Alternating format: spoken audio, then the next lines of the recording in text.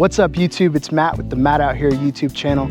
I hope this video finds you having a wonderful day. Today we're out here at the Little Bluestem Loop Trail within the Bower unit of the Guadalupe River State Park. And we're exploring this trail and all that it has to offer. It's got this native prairie grass and this all used to be old farmland. So come with me, let's check it out and let me know what y'all think in the comments.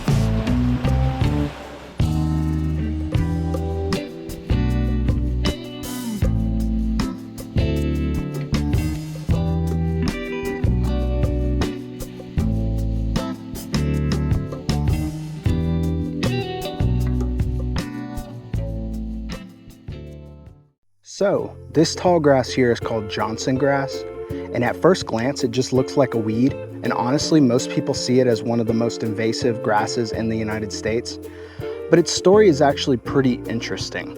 Johnson grass isn't native to Texas. It originally came from the Mediterranean and was brought to the United States back in the 1800s. Farmers thought it would be a great forage crop for livestock because it grows fast, it's hardy, and it can handle poor soils.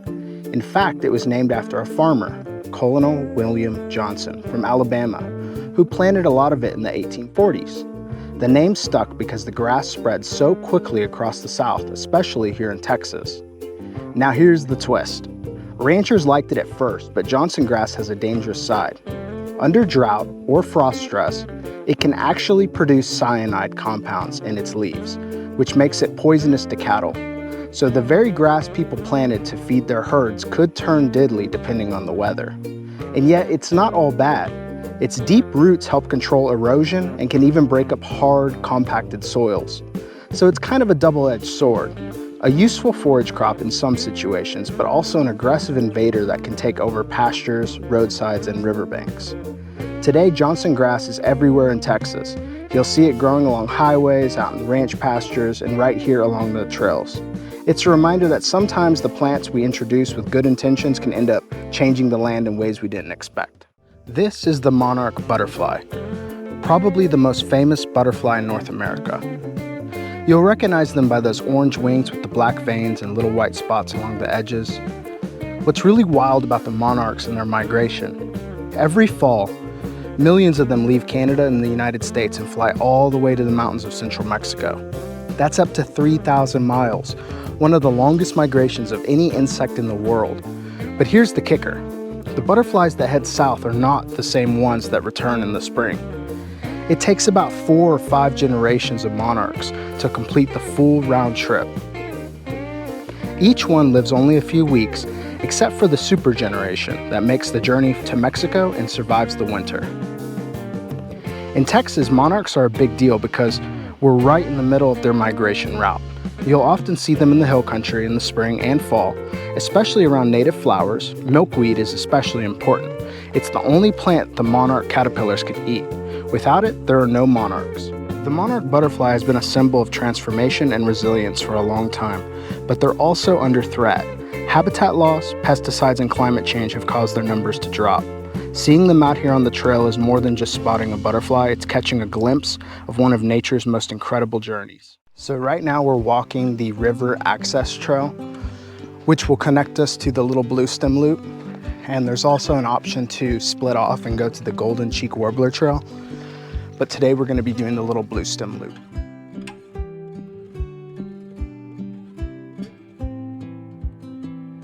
So today we're leaving the shade and cool waters of the Guadalupe River behind and heading deeper into the Bower unit. This part of our hike takes us from the river access trail and across into the Little Bluestem Loop, one of the most open and sun-filled trails in the park.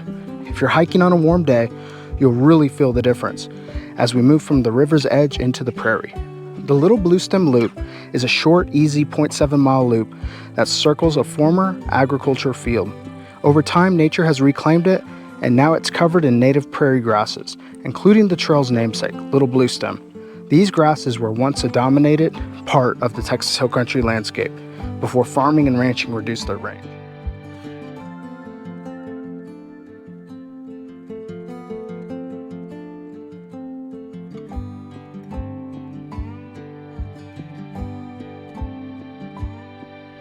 Something interesting to point out is that this trail almost looks more like a road than a hiking path, and that's because it probably was. Before Guadalupe River State Park was created back in the 1970s, all of this land was ranch country.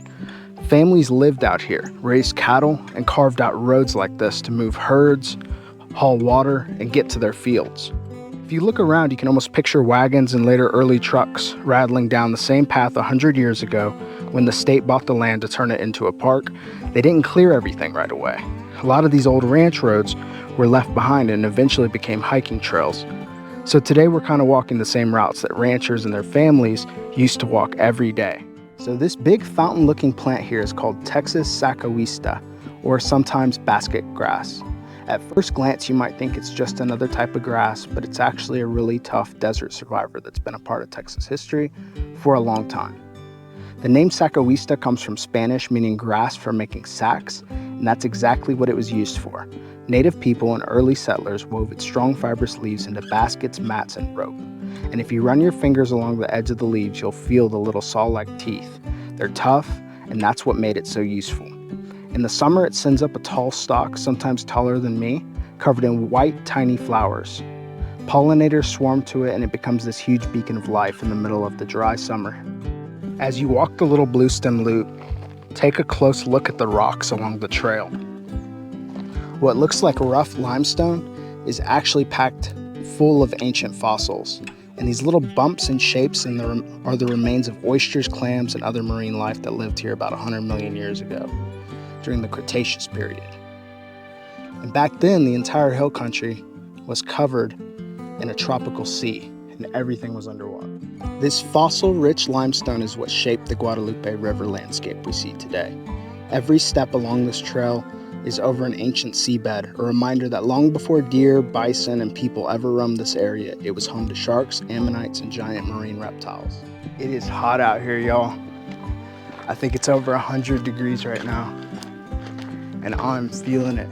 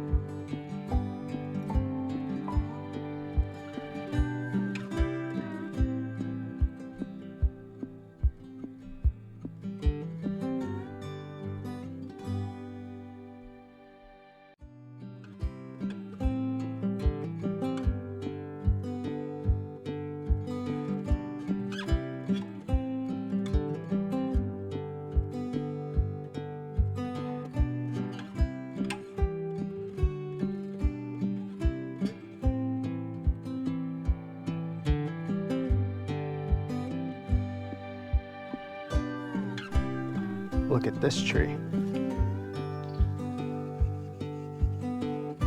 It is so tall. It's so wide. That tree has to be hundreds of years old.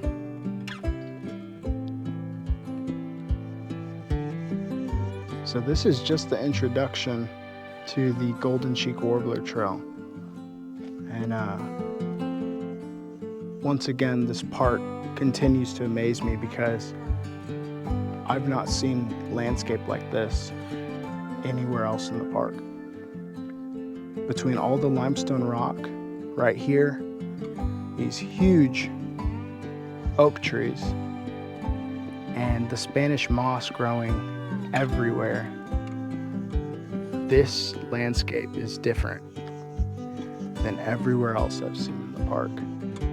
So this stuff hanging down from the trees is Spanish moss, and despite its name, it's not actually moss, it's a bromeliad, so it's related to pineapples. And it doesn't take anything from the tree, it just uses the branches as a place to hang out and catch sunlight and rain. Spanish moss has a lot of history tied to the South. Native Americans used it for weaving, padding, and even in medicine. Later, settlers stuffed it into mattresses and furniture, and at one point it was even used in car seats made by Ford, which is pretty wild to think about. Now, as for Texas, Spanish moss is native here, but you'll only find it in the wetter, more humid parts of the state. It's pretty common in East Texas, and here in the hill country you'll spot it along river bottoms where there's more moisture in the air, like around these big bald cypress trees down by the river. And it hasn't always been covering the whole state. It's definitely been part of Texas' natural history for a long time.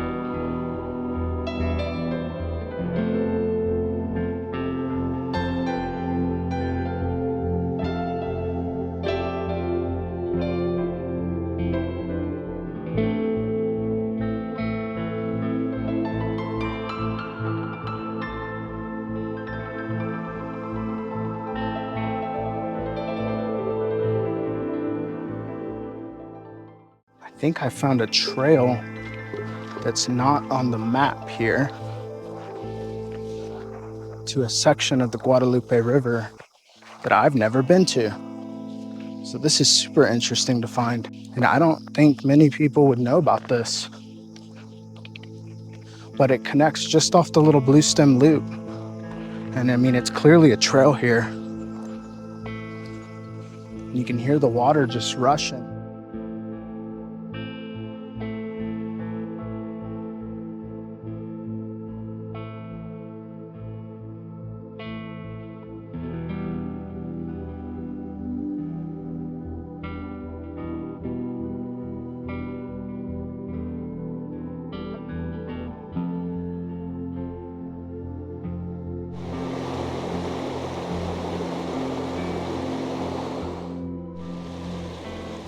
This is what it's all about, folks. Setting out with a plan, coming out here, telling myself I'm gonna go do this hike, I'm gonna film this, I'm gonna do that, and then seeing a path, not knowing where it leads, and just taking it and discovering something like this that wasn't in the plans. So I think this is what adventuring is all about. I think this is just awesome.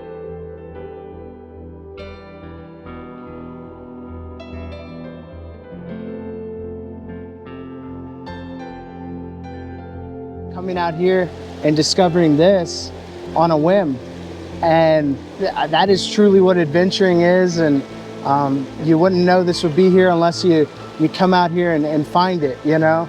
And that's like a lot of things in life. You just got to go for it and step outside, and you don't know what you could find. And I'm really grateful I found this here on this beautiful evening. It's about 100 degrees out here, so just being able to get down here on the water is a blessing in itself.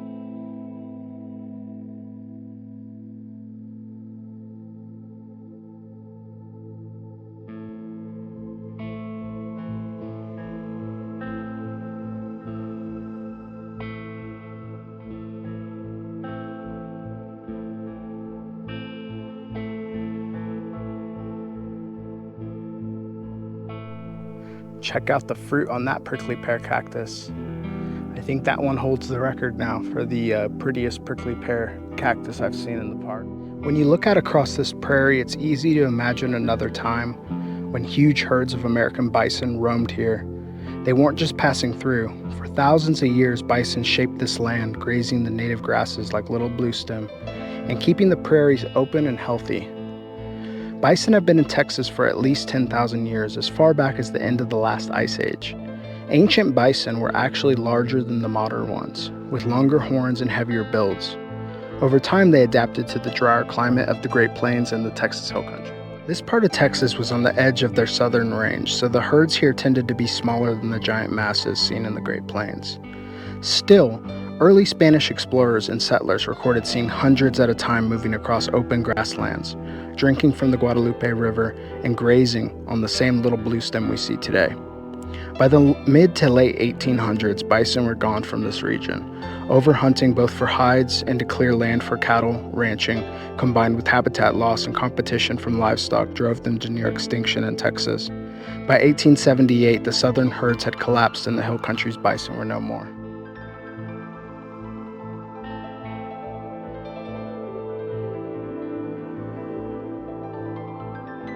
One of the biggest fans of Little Bluestem is the sparrow family. You'll often see grasshopper sparrows, field sparrows, and Henslow sparrows hopping along the stems, picking at the seeds in the late summer and fall. They're grassland specialists, meaning they thrive in open prairies like this and rely on these plants for both food and cover. In the cooler months, American goldfinches and house finches move through, stripping seeds from the tops of the grass. It's like a natural buffet. These birds help spread the seeds too. Some pass through their digestive systems and end up planted in new spots. Species like the dark-eyed junco and savanna sparrow forage right on the ground, scratching through leaf litter and stems to find fallen seeds. Even in winter, when most plants have gone dormant, Little Bluestem heads hold onto enough food to keep them coming back. So Little Bluestem is more than just a pretty plant. Its deep roots help prevent erosion and provide habitat for wildlife. Birds use it to seeds for food, and its stems offer shelter for insects and small mammals. In late summer and fall, these grasses turn a beautiful reddish copper color, catching the sunlight in a way that almost makes the whole prairie glow. In Texas, Little Bluestem was everywhere, from the hill country to the Gulf Coast prairies. Early settlers would have seen endless waves of it moving in the wind, almost like an ocean of grass.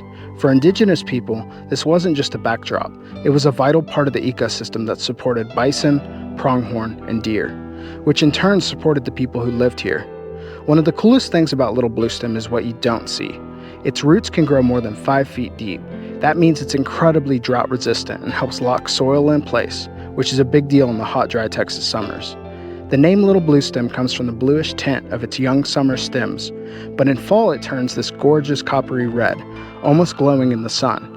Ranchers historically valued it as one of the best native grasses for grazing. It's highly nutritious for cattle and wildlife. It also plays a big role in the food web. Birds like sparrows and finches love its seeds.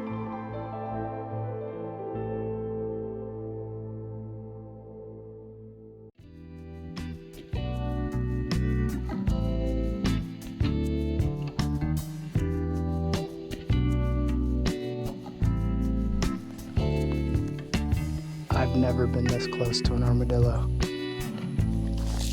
Oh. All right, y'all, that's a wrap. I am officially almost out of water. It's 100 degrees and I need to get back to the car. So I hope you enjoyed this video. Let me know what hike we should hit next. And thank you as always for coming along with me on this journey.